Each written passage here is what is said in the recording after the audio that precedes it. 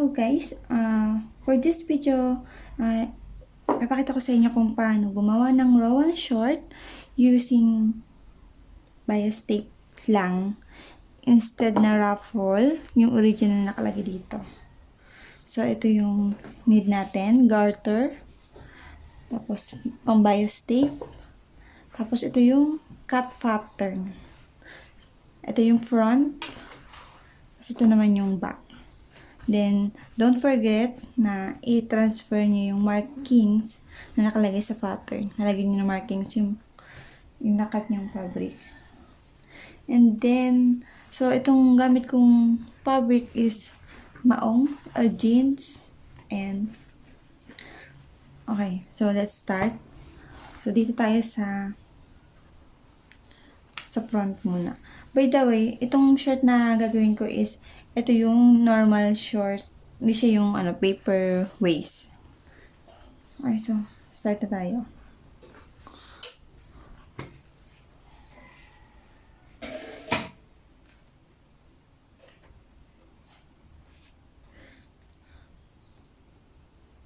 Allowance niya is 3/8 or 1 cm. Straight stitch muna. Then after yung mga i-stitch. So ito naman back.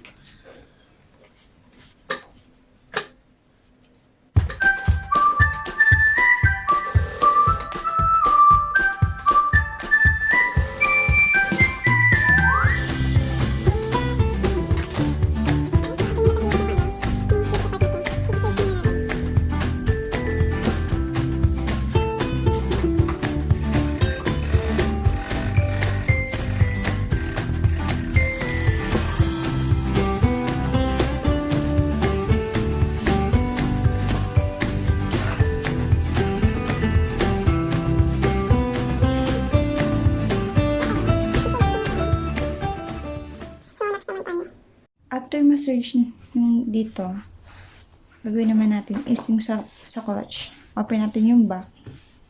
Then, kunin natin itong front. Ito yung sa clutch. Yan. Pagsasamahin nyo.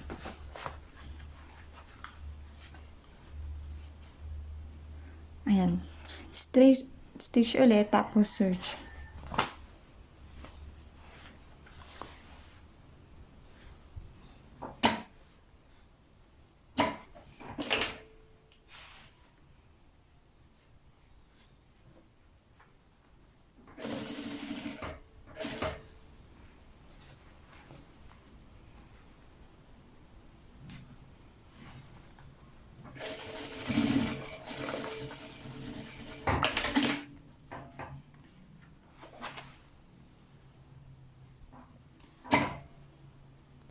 Okay, so after nyo matahi, i-search ulit natin.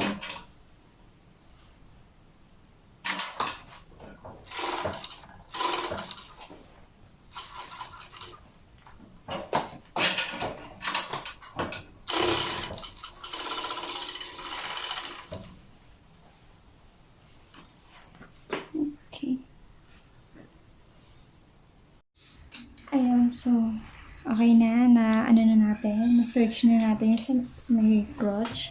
Then, next naman is, maglalagay tayo ng bias tape. Yan. Lalagyan na natin ito. So, ito palang mga markings. I-disregard na lang to if ang gagamitin nyo is bias tape. Pero if yung naman, yung ruffles, yan, kailangan yung i-transfer yung yung markings. Okay? So, lagyan na tayo ng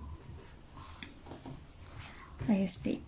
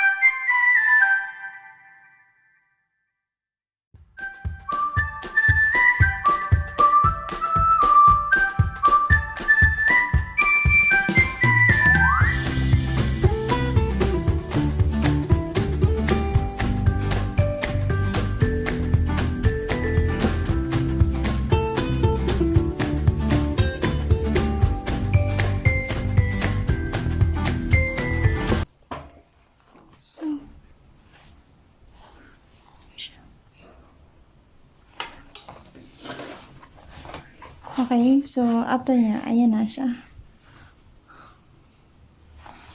Same lang din yung gagawin dito. Bias nyo lang din.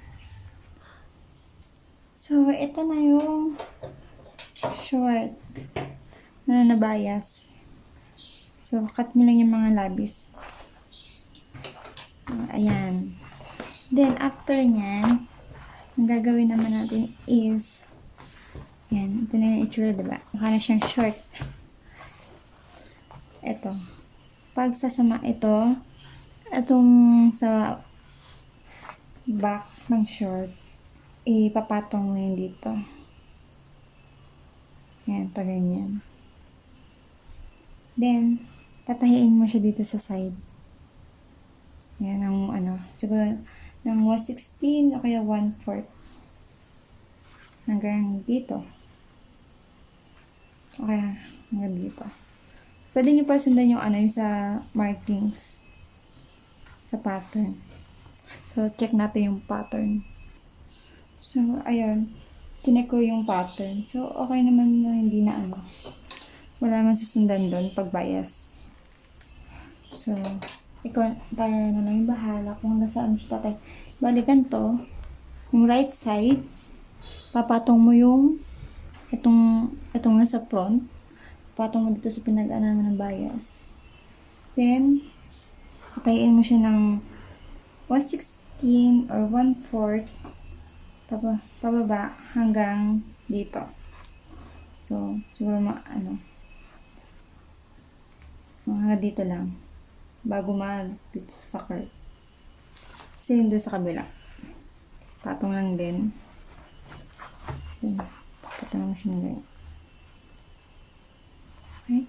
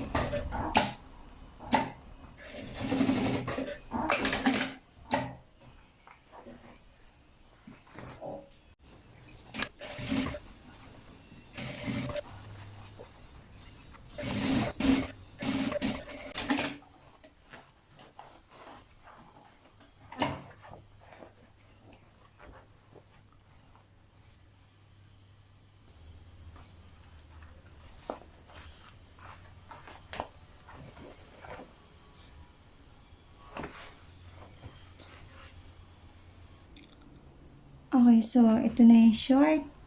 Ayan. So, dito na lang. Maglalagyan na lang ako ng garter dito. So, since maong siya, makapal, ang gagawin ko na lang dito is, isi-search ko yung paikot ng bewang, then fold, tapos tapahiin ko ng diretsyo. Ang originally na ginagawa is, fold ng 1/4, then fold ng 3 cm para mas malinis yung waist niya. Eh, since makapal to, i-search ko na lang siya.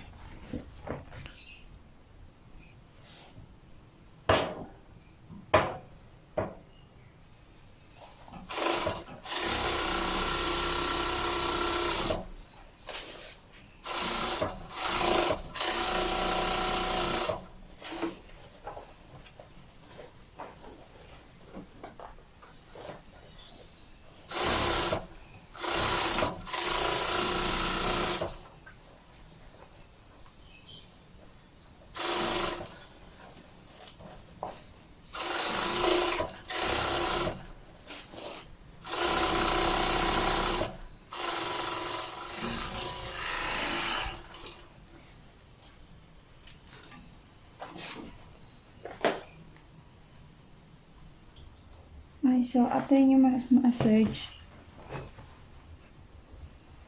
i-fold naman natin siya ng 3/4. Okay, 3 cm. Then, tahi.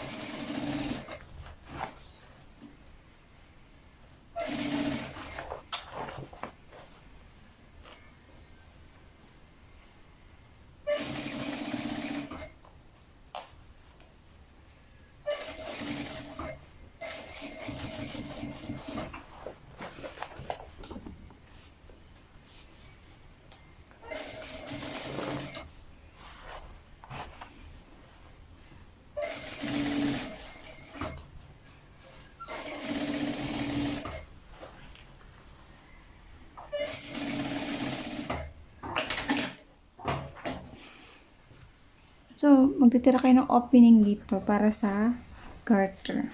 So, napaliit lang yung opening ko. Ano siya? Garter na lang kulang. Okay? Ilagay na natin yung garter. 3/4.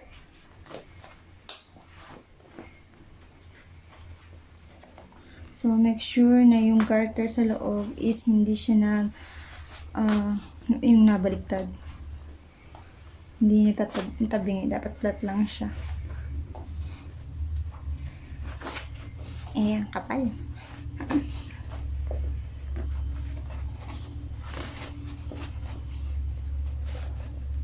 Okay.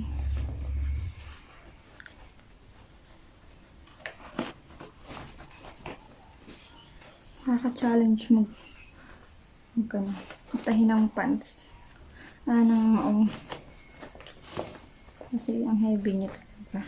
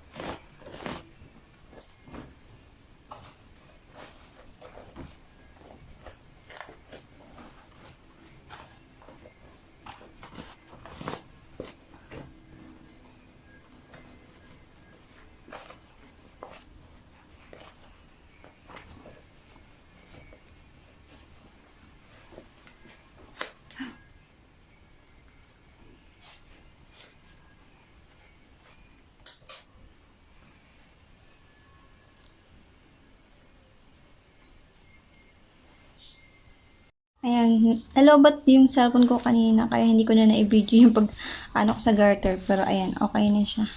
Nilagay ko na yung garter. Ayan. Make sure niya lang yung garter niya is hindi bali-balik po sa loob para maganda yung gather niya. Ayan na siya. Cute. Ayan, tapos dito sa crotch, naglagay ako ng top stitch dito. Hindi ko nga lang na ipakita. Ayan. Yan lang. Ganun lang. Mabilis lang po. Gawin. Thank you.